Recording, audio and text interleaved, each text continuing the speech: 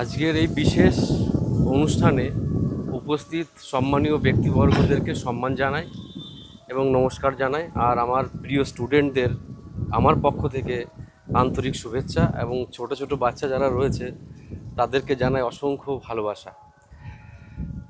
তো আজকের এই বিশেষ দিনটা শুধু পতাকা উত্তোলনের মধ্যে দিয়েই শেষ হয় না, একটা আদর্শগত দিক আমাদের প্রত্যেকের মনে নাড়া দেয়।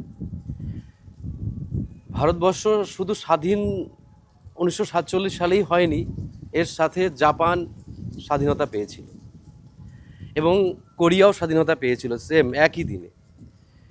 তো যখন স্বাধীন দেশটা হয়, আজকে যেমনভাবে আমরা নির্ভীকভাবে পালন করছি, সেই দিনটা এমন ছিল না।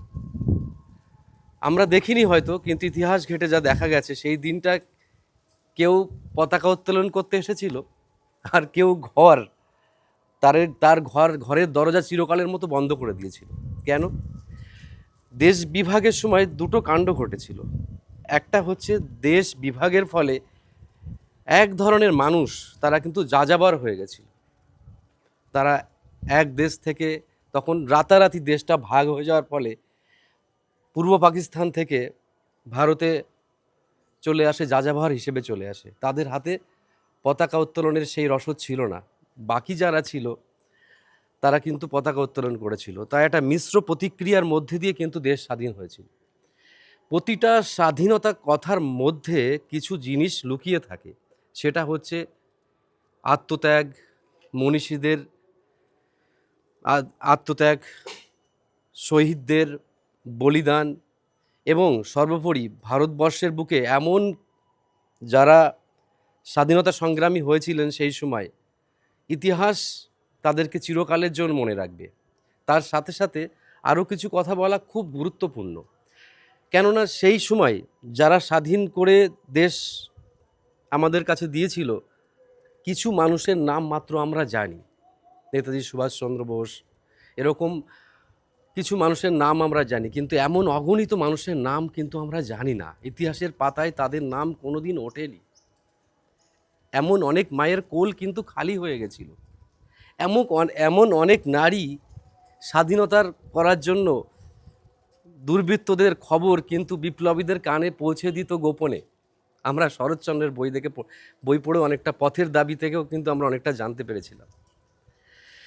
তো এই যে একটা সামগ্রিক বাতাবরণ তৈরি হয়েছিল, কেন? যে না, দেশকে স্বাধীন করতে হবে, দেশকে পরাধীনতার গ্লানি থেকে মুক্ত করতে হবে, শৃঙ্খলা থেকে পরাধীনতাকে শেষ করতে হবে, আমরা স্বাধীন হব।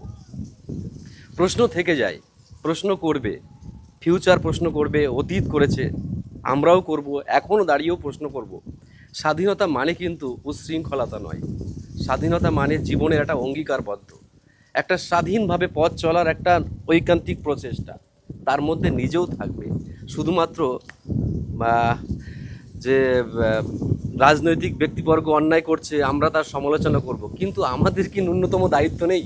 ওখানে একটা নোংরা পড়ে আছে, সেটাকে তুলে ড্রামে রাখা। আমাদের কি দায়িত্ব নেই যে কোনো অন্যায় কাজের সঙ্গে সাহায্য করা? এগুলো কিন্তু আমাদের করা উচিত নয়। আমরা মানে আমি একদম সিম্পল এবং সরলভাবে যে কথাটা বলতে চাই, সেটা হচ্ছে ভারতবর্ষ স্বাধীন হয়েছে মানে শুধু নেতা নেত্রী, যারা দেশ পরিচালনা করছে, প্রধানমন্ত্রী বা অন্য মন্ত্রীরা, তারাই সব কিছু করে দেবেন তা কিন্তু নয়। স্বাধীনতা মানে আমাদের প্রত্যেকের স্বাধীনতা। এখানে আমাদের প্রত্যেকের নৈতিক দায়িত্ব। স্বাধীনতা মানে দেশবাসীর স্বাধীনতা, এটা ভুলে গেলে চলবে না। আজকে জাপান অনেকটাই এগিয়ে গেছে, আর ভারতবর্ষের কথা কিন্তু ভুলে গেলে চলবে না। ভারতবর্ষ চাঁদে গেছে, মঙ্গলে যাবে, সারা পৃথিবী কাছে ভারতবর্ষ এখন আইকনিক জায়গায় পৌঁছে গেছে। ডিজিটাল দুনিয়া ভারতবর্ষ 2 মাস এক্সক্লুসিভ পর্যায়ে চলে গেছে। কিন্তু অনেক ড্রব্যাক ভারতবর্ষে এখনও রয়েছে। সেই ভারতবর্ষের মানুষ আমাদের এই বিশেষ দিনে সেই নিখুঁত জায়গাগুলোকে খুঁতমুক্ত করতে হবে, এবং আমাদের প্রত্যেকের নিজস্ব দায়িত্ব আছে একটা। আমার যেরকম শিক্ষক হিসেবে দায়িত্ব, আমি যদি সেটাকে পালন না করি, আমি মনের কাছ থেকে খুব কুণ্ঠিত বোধ করব, নিজের কাছে খারাপ লাগবে। আজকে যারা চাকরির জন্য লড়াই করছে তাদের কথাও যদি আমি বলি, তারা যদি সঠিকভাবে পড়াশুনো না করে শুধু চাকরির চিন্তা করে যায়, আদর্শগতভাবে তারা দেশের কিন্তু ক্ষতি করছে। কেন করছে?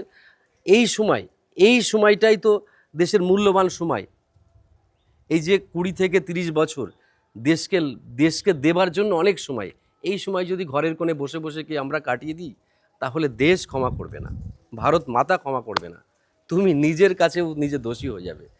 তাই আমরা যে যেখানে দাঁড়িয়ে আছি, যে যেখানে দাঁড়িয়ে আছি, প্রত্যেকের একটাই লক্ষ্য হওয়া উচিত যে আমরা আমাদের সেরাটুকু দিয়ে দেশ মাতার কাজে নিয়োজিত থাকবে।